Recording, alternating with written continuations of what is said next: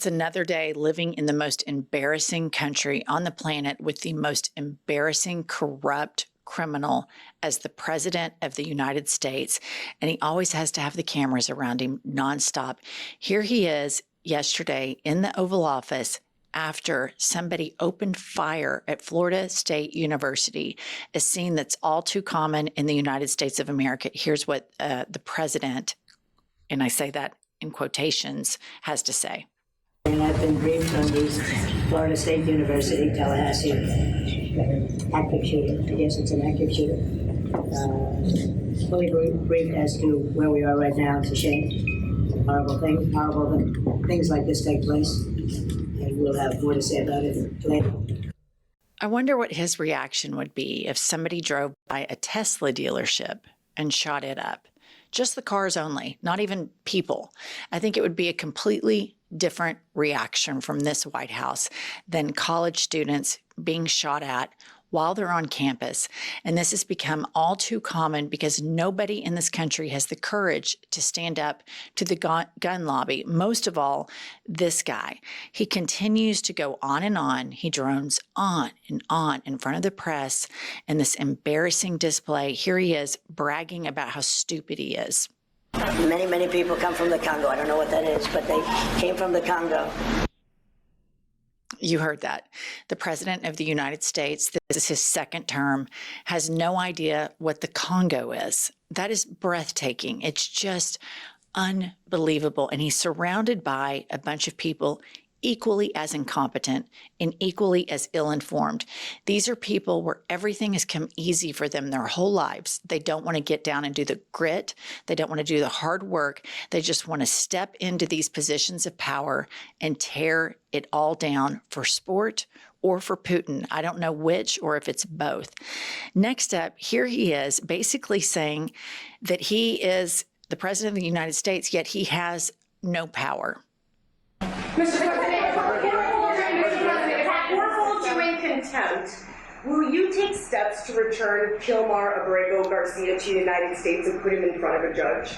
Well, I'm not involved in it. I'm going to respond by saying you'll have to speak to the lawyers, the DOJ.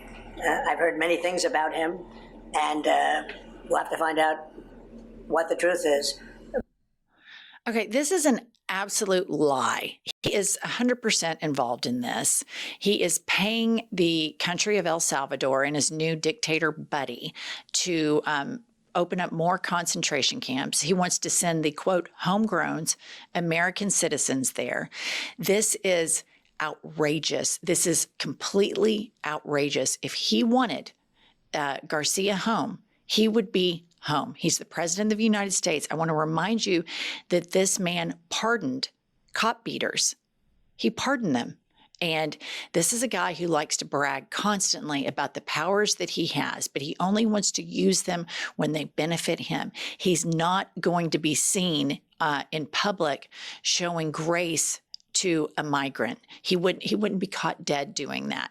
And this is the fundamental problem with MAGA. There is a cruelty and a nastiness to it that they have to feed and serve up all of the time. And my question right now is Garcia even alive? You have a Republican MAGA congressman that went down there who has in his bio that he's a Catholic, and he's doing thumbs up with all of the inmates behind him, like this really gross photo shoot, this display of look at how I have so much power and these criminals behind me, and I'm doing a thumbs up photo shoot. In my world and my experience in living in the United States, the president of the United States and the people who facilitated this should immediately correct it. Or is this a kidnapping? Is this a crime? I mean, this is completely insane. And he's doing all of these things and saying all of these embarrassing things in front of the Prime Minister of Italy, Giorgia Meloni. And he always says stupid shit like this, and these world leaders just sit there and listen to it. Listen to this. Administration in the history of our country, worse than Jimmy Carter. Jimmy Carter died a happy man. You know why? Because he wasn't the worst president. Joe Biden was. Okay, if Joe Biden was this terrible president and he was just so horrible, why are you still talking about him nonstop 24/7. Even when Joe Biden pulled out of the race and Kamala replaced him, he couldn't quit talking about Joe Biden. His Joe Biden obsession is so weird, but I think I might know the reason why. Joe Biden was a very gifted president. He didn't have to take all these victory laps. He spawned a lot of economic growth. The stock market under Biden was 1,000,000 times better than during the best day of Trump 1.0. Every time these Republicans get into office, they tank the economy. And where I live, a lot of white women like to say, I'm fiscally conservative, but socially liberal. And they sell their loved ones, even their own children down the river to vote for these fiscal conservative policies, despite the evidence, objective evidence, that every single time these Republicans get in office, they tank the economy, deregulate, cause recessions, and then we, the taxpayers, have to bail them out.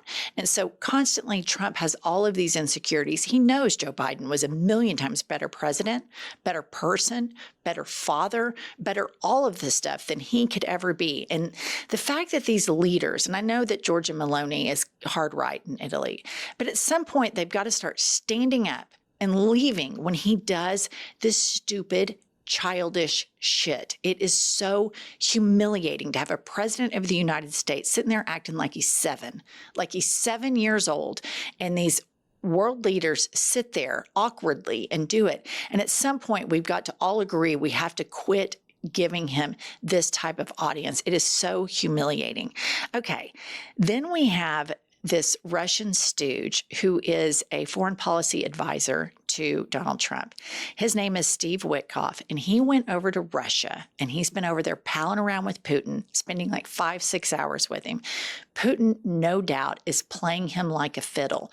Putin sent back this portrait of Trump after the, quote, assassination attempt. And so they've sent Steve Witkoff over to France. And I can tell you, when I'm not a podcaster, I'm an interior designer. The French are very proud of their architecture and their design, and it is really unparalleled in the world in what they do.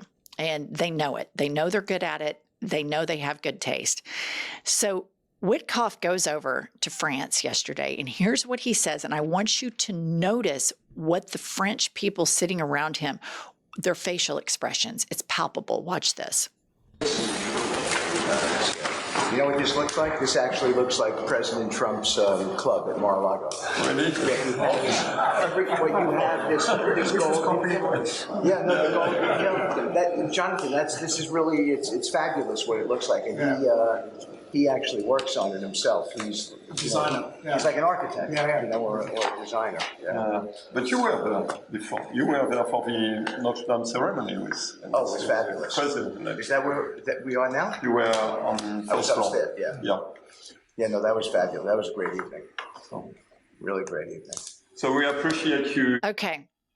So here he is saying that Trump fancies himself as an architect and a designer, and completely insulting the French dignitaries that he's meeting with by saying that their fabulous historical French room looks like Mar-a-Lago. I mean, the lack of self-awareness and the arrogance of Americans is so breathtaking. It truly is. But this tweeter put up this tweet. I thought this summed it up perfectly.